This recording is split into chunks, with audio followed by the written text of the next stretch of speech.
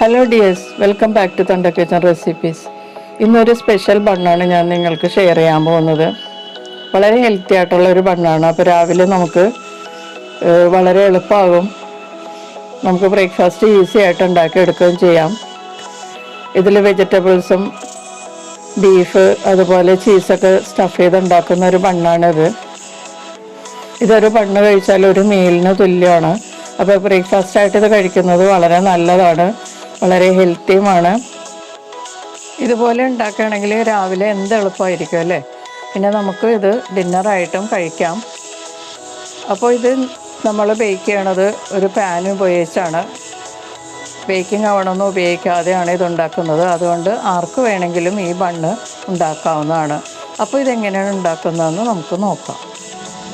നമുക്ക് ആദ്യം ബണ്ണിന് വേണ്ട ബാറ്റർ ഉണ്ടാക്കാം. അതിനുവേണ്ടി ഒരു ബൗളിലേക്ക് 1/3 കപ്പ് നേരിയ ചൂടുള്ള വെള്ളം ഒഴിക്കുക. അതിലേക്ക് 2 ടീസ്പൂൺ പഞ്ചസാര ചേർക്കുക. 1 ടീസ്പൂൺ ഇൻസ്റ്റൻറ്റ് ഈസ്റ്റും കൂടി ചേർത്തൊന്ന് മിക്സ് ചെയ്യുക. അതിനുശേഷം 2 ടീസ്പൂൺ ബട്ടർ ചേർത്തൊന്ന് മിക്സ് ചെയ്യുക. പിന്നെ ഇതിലേക്ക് ടേസ്റ്റിന് വേണ്ട ഉപ്പും കൂടി ചേർക്കുക. ബട്ടറിന് ഉപ്പില്ലാത്തതാണ് ഉപയോഗിക്കേണ്ടത് കേട്ടോ. ഉപ്പും കൂടി ചേർത്ത് മിക്സ് ചെയ്തതിന് ശേഷം ഇതിലേക്ക് 1 കപ്പ് മൈദാമാവ് ചേർത്ത് മിക്സ് ചെയ്യുക.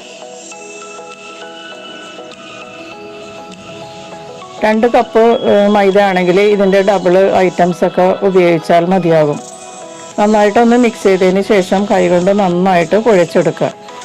നന്നായിട്ട് ഒരു 5 മിനിറ്റ് തേച്ച് കുഴക്കുക.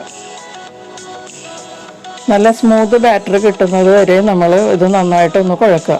ഒരു 10 മിനിറ്റൊക്കെ കുഴച്ചാൽ നല്ലതാണ്. നല്ല സോഫ്റ്റ് ആയിട്ടുള്ള ബണ്ണ് നമുക്ക് ഉണ്ടാക്കാൻ പറ്റും. അപ്പം ഞാനിത് ഏകദേശം 10 മിനിറ്റ് കുഴച്ചതാണ്. ഇനി നമുക്കിത് കുറച്ച് എണ്ണ തടവി മൂടി വെച്ച് ഫെർമെൻറ്റേഷന് വേണ്ടി 1 മണിക്കൂർ റെസ്റ്റ് ചെയ്യാം. അപ്പോൾ ഇത് നന്നായിട്ട് പൊങ്ങി വരും. അപ്പം നല്ല സോഫ്റ്റ് ആയിട്ടുള്ള ബണ്ണ് കിട്ടും. ഈ സമയത്ത് നമുക്ക് ഫില്ലിങ് റെഡിയാക്കി എടുക്കാം. ഫില്ലിങ്ങിന് വേണ്ടിയിട്ട് ഒരു ബൗളിലേക്ക് 1/2 കപ്പ് ചോപ്പ് ചെയ്ത അണിയൻ ചേർക്കുക. പിന്നെ ഇതിലേക്ക് ഒരു 1/4 കപ്പോളം ഗ്രേറ്റഡ് ക്യാരറ്റ് ചേർത്തിട്ടുണ്ട്. ക്യാരറ്റ് ഞാൻ കുറച്ച് കൂടുതൽ എടുത്തിട്ടുണ്ട്. നിങ്ങൾക്ക് അത് കൂടുതൽ വേണ്ടെങ്കിൽ കുറച്ച് ചേർത്താൽ മതിയാകും. പിന്നെ 2 ടേബിൾ സ്പൂൺ റെഡ് കാപ്സിക്കം ചോപ്പ് ചെയ്തത് ഇട്ടിട്ടുണ്ട്. പിന്നെ ഒരു കപ്പ് പുഴുങ്ങി പൊടിച്ച ബീഫാണ് ഇപ്പോൾ ചേർത്തത്. പിന്നെ 1 ടീസ്പൂൺ ജിഞ്ചർ ഗാർലിക് പേസ്റ്റ് ചേർക്കുക.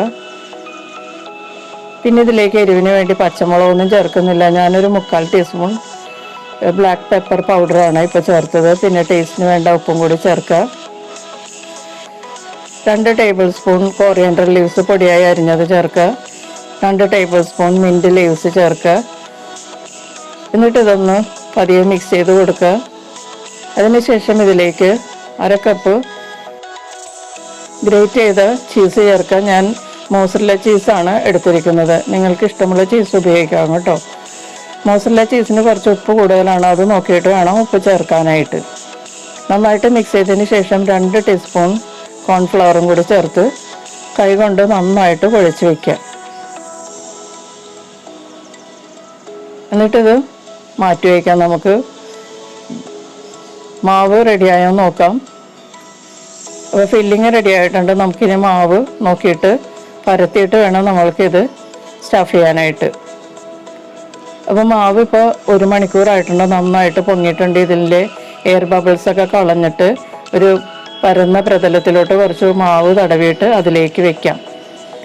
അത് ഈക്വലായിട്ടുള്ള ബോൾസാക്കി മാറ്റാം. ഞാൻ 3 ബോൾസാണ് ആക്കിയിരിക്കുന്നത്. അതൊരു പ്ലേറ്റിലേക്ക് മാറ്റിയിട്ട് നമുക്കൊരു പ്ലാസ്റ്റിക് ഷീറ്റ് കൊണ്ട് കവർ ചെയ്ത് വെക്കാം. ഡ്രൈ ആയി പോകാതിരിക്കാനാണ്. ഇനി അതിൽ നിന്ന് ഓരോന്നും എടുത്തിട്ട് നമുക്ക് മാവ് തടവിയ കൗണ്ടർ ടോപ്പിലോ അല്ലെങ്കിൽ പലകയോ വെച്ച് പരത്തിയെടുക്കാം. ഒരു നോർമൽ ചപ്പാത്തിയുടെ വലിപ്പത്തിൽ നമുക്ക് പരത്തിയെടുക്കാം. പരത്തിയതിന് ശേഷം 4 കട്ട് ഉണ്ടാക്കുക.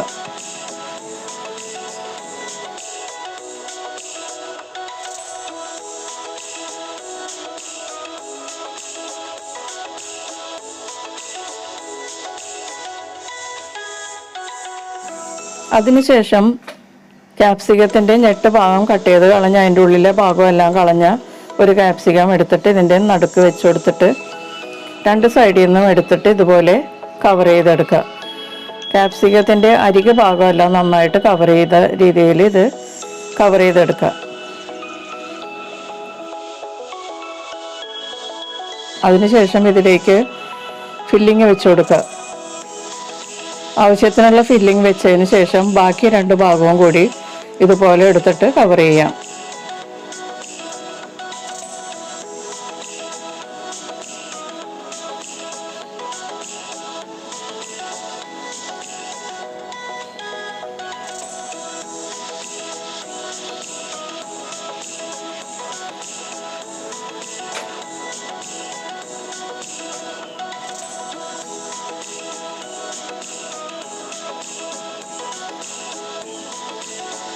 നന്നായിട്ട് ഒട്ടിച്ചു കൊടുക്കുക.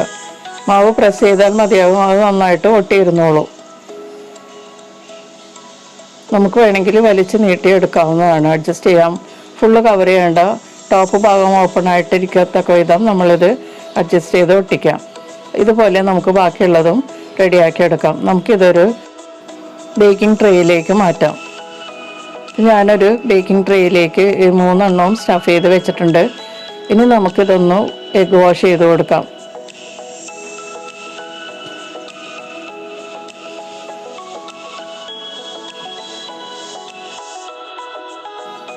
എഗ് വാഷ് ചെയ്തതിന് ശേഷം നമുക്ക് പ്രീഹീറ്റ് ചെയ്ത പാനിൽ ഇത് ബേക്ക് ചെയ്തെടുക്കാം.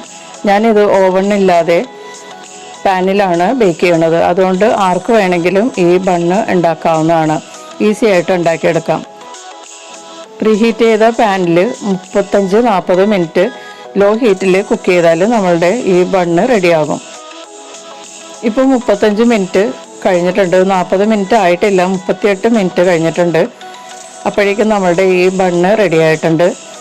നമ്മളുടെ ബീഫും ചീസൊക്കെ സ്റ്റഫ് ചെയ്ത ബണ്ണ് നന്നായിട്ട് ബേക്ക്ഡ് ആയിട്ടുണ്ട്. വളരെ അട്രാക്റ്റീവാണ്, കണ്ടാൽ തന്നെ നാവിൽ നിന്ന് വെള്ളം വരും. വളരെ സ്വാദിഷ്ടമായിട്ടുള്ള ഈ ബണ്ണ് എല്ലാവരും ഒന്ന് ട്രൈ ചെയ്ത് നോക്കുക.